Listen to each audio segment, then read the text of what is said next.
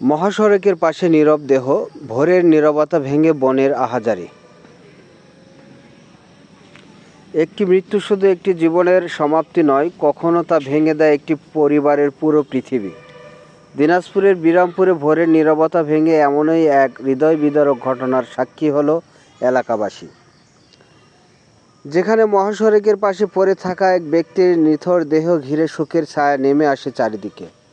বুধবার 6 মে ভোর আনুমানিক 4টার দিকে বিরামপুর পৌরসভার 4 নম্বর ওয়ার্ডের হঠাৎপাড়া এলাকায় বিজিবি ক্যাম্পের বিপরীতে মহাসড়কের পাশে কামালের খড়ির আড়ত সংলগ্ন স্থানে স্থানীয়রা প্রথমে দেহটি দেখতে পান।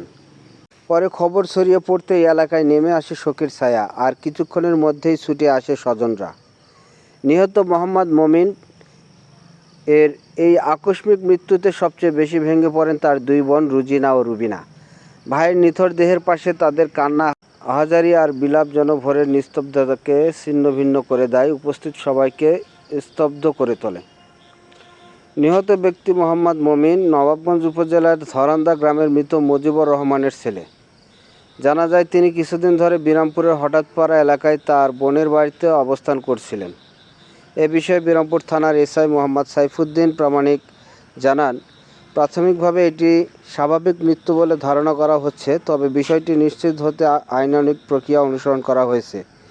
পুলিশ জানায়, সুরতহাল প্রতিবেদন সম্পন্নর পর মরদেহ পরিবারের কাছে হস্তান্তর করা হয়েছে।